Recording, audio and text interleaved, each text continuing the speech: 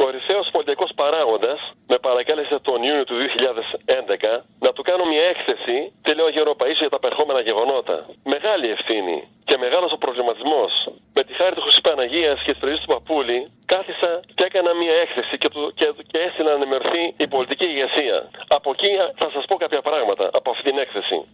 Ολόκληρη η ανθρωπότητα βρίσκεται στους έσχατους καιρούς, τους πραγματικούς έσχατους καιρούς, στους οποίους αναφέρεται ο Άγιος Ιωάννης ο Θεολόγος στην Αποκάλυψη. Αναμένονται έτσι γεγονότα τέτοια που θα συγκλονιστούν τα έθνη. Ακόμη και αν έχει καταντήσει πια να ακούγεται γραφικό, χάρη σε γνωστές επικοινωνικές τακτικές και μεθοδεύσεις, όλα εξελίχθηκαν μέχρι σήμερα βάσει προσεκτικού σχεδιασμού, σύμφωνα με πρωτόκολλα και όχι μόνο στην ταχύτητα παλιά, εδώ και τουλάχιστον 270 χρόνια, 1732-2012. Η 11η Σεπτεμβρίου 2001 σηματοδότησε την είσοδο όλης της ανθρωπότητας στην τελική φάση του όλου σχεδίου. Σχετικά με το ότι όλα αυτά αποτελούν μέρος ενός ευρύτερου σχεδιασμού, ο Γέρος Παΐσιος είχε πει χαρακτηριστικά: μου λέει ο λογισμός ότι 5 άτομα κάνουν κουμάντο τον κόσμο ολόκληρο.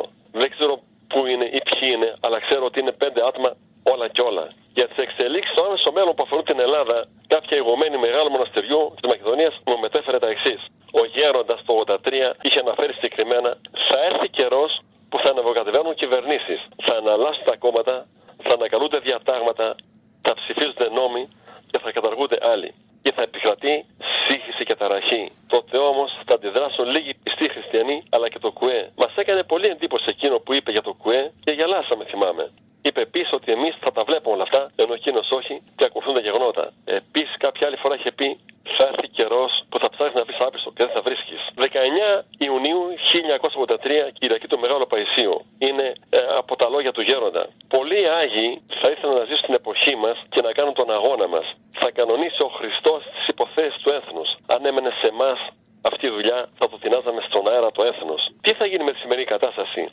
Μην ανησυχείτε. Πολλά διατάγματα δεν θα προλάβουν καν να δακτυλογραφηθούν. Με το γένος μας τι θα γίνει? Το γένος μας θα μεγαλώσει. Αν και οι υποτιθέμενοι φίλοι μας θα ήθελαν να το τσαλακώσουν και θα τους ήταν πολύ ευχάριστο. Αλλά ο Θεός δεν θα επιτρέψει. Η Τουρκία θα καταστραφεί. Έρχεται μεγάλη πόρα σύντομα. Θα μας αγγίξει, αλλά δεν θα μας καταστρέψει. Μετά από αυτή την πόρα θα επέβει χάρις του Χριστού. Όλοι ανεξαιρέτως θα πιστέψουν. Δεν θα υπάρχει ούτε ένας άνθρωπος άπιστος. Ωστόσο, δεν θα έχουν το μισθό των σημερινών χριστιανών. Μην τα λέτε αυτά στους κοσμικούς και θα το ρίξουν έξω. Οι εξελίξεις θα έχουν 2 φάσεις.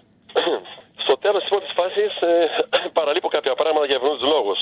Αμέσως μετά την πρώτη φάση θα ακολουθήσει μεγάλη πείνα, ενώ ο ελληνικός λαός θα ξεσηκωθεί και θα διώξει τους πολιτικούς.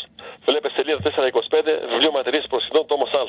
Ο Γέροντας είχε πει χαρακτηριστικά: τα χρόνια εκείνα τόσο απογοητευμένος θα είναι ο κόσμος από τους πολιτικούς των 2 μεγάλων κομμάτων και θα τους συγχαθεί, που θα τους συγχαθεί και θα τους διώξει και θα ζητήσει στη θέση τους να έρθει ο βασιλιάς. Και εκείνος δεν θα αρεθεί το κάλεσμα του λαού. Θα τα οικονομήσει όλα ο καλός Θεός μας. Βιβλίο Μαρτυρίες Προσιτών, τόμος Β, σελίδα 364. Αγιορείτης Ιερομόναχος, πραγματικό τέκνο του Γέροντος Παϊσίου, αναφέρει πως ο Γέροντας του είπε χαριστικά ότι θα αναγκαστούν να φέρουν τον βασιλιά για να κάνει το διαιτητή. Μετά την ολοκλήρωση της πρώτης φάσης θα ακολουθήσει η δεύτερη. Τότε είναι που θα επέβουν οι Ρώσοι, οι Ξανθοί φίλοι όπως έχουν αποκληθεί. Θα ξεσπάσει μεγάλος πόλεμος, στο τέλος του οποίου θα μας παραχωρηθεί η πόλη, όπως τόσο ξεκάθαρα και κατά την παράδειση τόνισε ο Γέροντας. Στη δεύτερη φάση δεν θα έχουμε άμεση εμπλοκή ως χώρα. Όσον αφορά τη γενική πολεμική σύραξη και τη σχέση με τον Αντίχριστο, ο Γέροντας είχε πει χαρακτηριστικά: άκου, μου είπε, έχουμε ακόμη καιρό, αργεί ακόμη. Πρώτα θα γίνει ένας μεγάλος πόλεμος, πολύ μεγάλος. Θα χυθεί πολύ αίμα. Θα πάρουμε και την πόλη. Θα χυθεί όμως πολύ αίμα, όπως λέει και η προφητεία του Αγίου Κοσμάτου Τολού. 3 χρόνων δαμάλι θα κολυμπάει στο αίμα. Αυτός ο πόλεμος θα είναι πολύ μεγάλος. Θα είναι γενικός πόλεμος. Τέτοιος πόλεμος δεν θα έχει ξαναγίνει. Μετά θα έρθει ο Αντίχριστος. Σχετικά με τα υπόλοιπα εθνικά θέματα, για τη Βόρειο Ήπειρο, ο Γέροντας είχε πει μεταξύ άλλων: μη φοβάστε, εσάς θα σας ελευθερώσουν κάτι παλαβοί από μέσα και απ' έξω. Παλαβοί με την καλή έννοια, δηλαδή παλικάρια. Αυτοί θα καταλαβαίνουν από πολιτικές και θα μπουν μέσα να βοηθήσουν. Οι πολιτικοί θα το χαρούν και αυτοί κατά βάθος, αλλά αυτοί δεσμεύονται και δεν μπορούν να ενεργήσουν. Οι άλλοι θα το δεχτούν. Αφού έγινε τώρα, έγινε θα πούν. Μη φοβάστε, λειτουργούν και πνευματικοί νόμοι. Πόνος είναι αυτός. Μια οικογένεια είμαστε και μας χώρισαν. Μάλιστα. Σαν να λέμε αυτά παιδιά να πάνε χώρια από τους υπόλοιπους. Πονάει αυτό. Τόσες φορές την ελευθερώσαμε τη Βορείου Ήπειρο. Τόσα αίματα, τόσα κρυοπαγήματα. Δεν θα πάνε χαμένα όλα αυτά. Για τα Σκόπια. Οι δηλώσεις του Γέροντα ήταν επίσης κατορματικές. Επιλέγουν τυχαία 2 ξεχωριστές μαρτυρίες με το ίδιο νόημα. Σε σχετική ερώτηση ο Γέροντας είπε χαριστικά: δεν υπάρχει κίνδυνος από εκεί. Το κρατήδιο αυτό αρχικά θα αναγνωστεί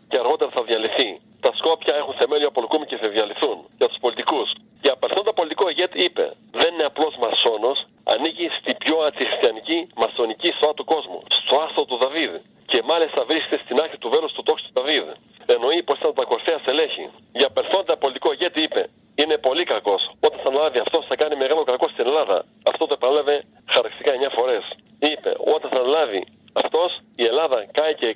Και ακόμη όταν θα αναλάβει θα καταστρέψει την Ελλάδα. Στην διαπίστωση ότι η πλειοψηφία των πολιτικών σήμερα είναι μασόνοι, ο Γέροντας είχε πει: τώρα το ζήτημα δεν είναι ποιος είναι ή δεν είναι, αλλά ποιος δεν το πιστεύει τουλάχιστον τόσο πολύ. Τώρα για να γίνει κανείς πρωθυπουργός πρέπει να είναι μασόνος. Ας τους δίνει ο Θεός μετάνοια να τους πάρει, να βγουν καινούργιοι Μακαβαίοι. Ο πρωθυπουργός θα έπρεπε να είναι Άγιος. Ο αρχηγός της Ελλάδος πρέπει να είναι Άγιος. Για το μέλλον των μασόνων είχε πει χαρακτηριστικά: όταν θα επικρατήσουν οι Εβραίοι, τους πρώτους που θα σφάξουν θα είναι οι χριστιανοί μασόνοι. Για την Κύπρο. Σταχυολόγησε αναφορών στην Κύπρο από το Β' ατόμου του βιβλίου Ματρίδης Προσκυνητών πέραν των υπολείπων αναφορών εντός του Α' ατόμου. Το 1985 επισκέφθηκε το Γέροντα Παΐσιο μια ομάδα Κυπρίων. Κάποιος από αυτούς το ρώτησε: γιατί Γέροντα επέτρεψε ο Θεός να εισβάλλει στην Κύπρο μας ένας βάρβαρος λαός, να σκοτώσει αθώους, να τιμάσει και να διάσει? Και ο Γέροντας απάντησε: αυτό έγινε διότι Κύπρος από νήσους Αγίων κατάνησε νήσους αμαρτίας και ακολασίας.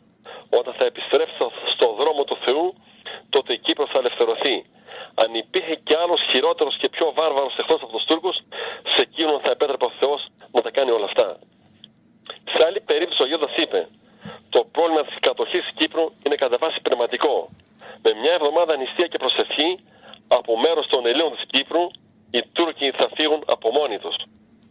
Σε επισήμανση ότι για την παράδοση πριν ευθορθεί η Κύπρος, οι Τούρκοι θα κάνουν μεγάλες σφαγές, ο Γέροντας είπε χρηστικά: αυτά είναι προπαγάνδα των Τούρκων. Σε ερώτηση για το ποια είναι δειγμένη στάση των Κυπρίων απέναντι στους Τούρκους, ο Γέροντας είπε: να είστε καλοί και να μην φοβάστε τίποτα. Ο Θεός διώχνει τον εχθρό όταν ο λαός μετανοήσει. Όταν ρωτήθηκε από κάποιο προσκυνητή για το αν θα λυθεί το Κυπριακό, ο Γέροντας απήντησε: τι να σου πω, ευλογημένε, όπως έγιναν τα πράγματα είναι πολύ δύσκολο. Εμείς συνέχεια προσευχόμαστε να βρουν τη λύση τους. Αλλά το Κυπριακό μοιάζει με το πηγάδι για το οποίο τσακώνονταν δύο μονές. Ποια θα παίρνει το νερό?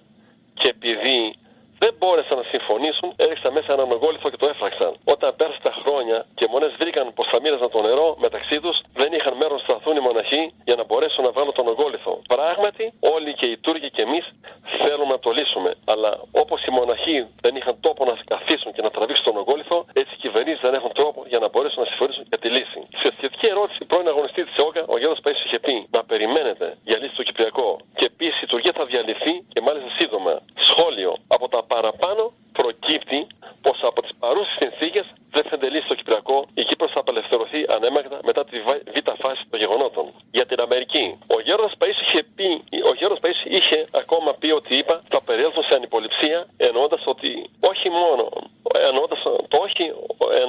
το όχι μόνο από ηθική σκοπιά, κάτι που λίγο πολύ παραιτείται διεθνώς, αλλά έχοντας μάλλον στο νου κάτι πιο χειροπιαστό, ίσως ότι αναμένονταν θεόσας εξελίξεις για παδογικούς λόγους.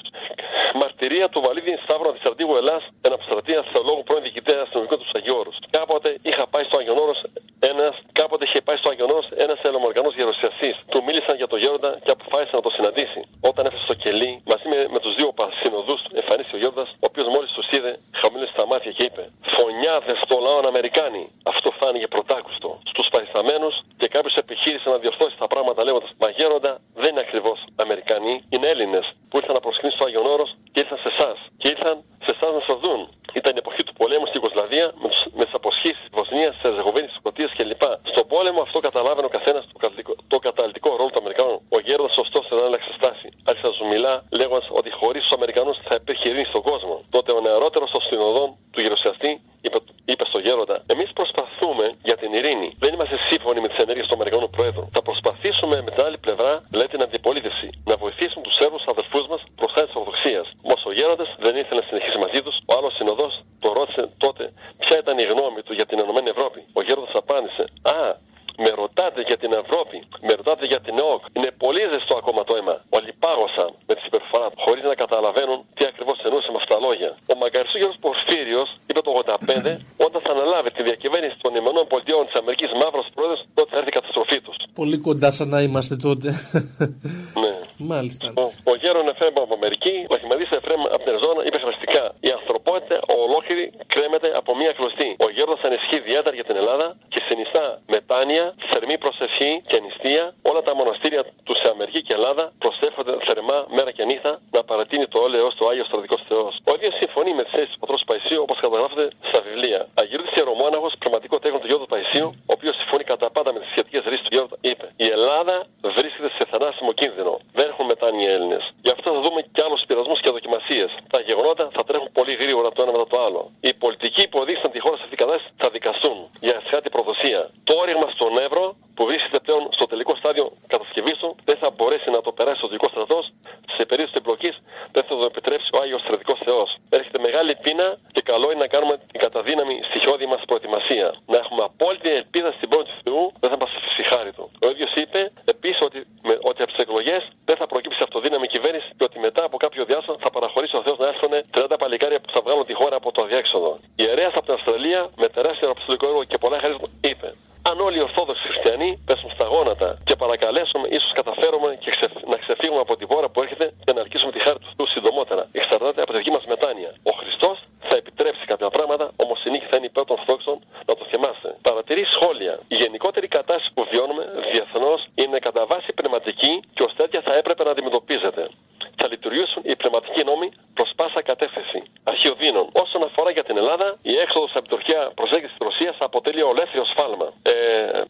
Βλέπε βιβλίο μαρτυρίες του Χριστού, έκτη έκδοση, σελίδα 414-415. Άλλη φορά βρέθηκα στο κελί του Παπούλη, πάλι με κάποιους επισήμους Έλληνες, και η συζήτηση περιστράφηκε γύρω από τη Σοβιετική Ένωση και τη διάλυσή της. Του είπαν ότι διαλύθηκε, ότι εκείνη τη στιγμή ήταν σε επένδυση των Αμερικανών και της Ευρώπης, ότι η σημερινή Ρωσία δεν είναι πια πάλι ποτέ κρατέα Ρωσία. Τότε ο γέροντας θύμωσε και είπε: υπάρχει μεγάλη Ρωσία. Η Ρωσία θα ξαναγίνει μια από τις μεγάλες δυνάμεις. Εμείς ως Έλληνες θα πρέπει να είμαστε σύμμαχοι, βοηθοί και αρρωγοί της, διότι είναι η μοναδική ορθόδοξη μεγάλη δύναμη. Η Ρωσία θα είναι πάντα δίπλα μας. Οι Ρώσοι θα είναι τα μοναδικά αδέλφια μας. Οι σύμμαχοί μας ενάντια στους Τούρκους. Ο πόλεμος με Τουρκία είναι πάρα πολύ κοντά.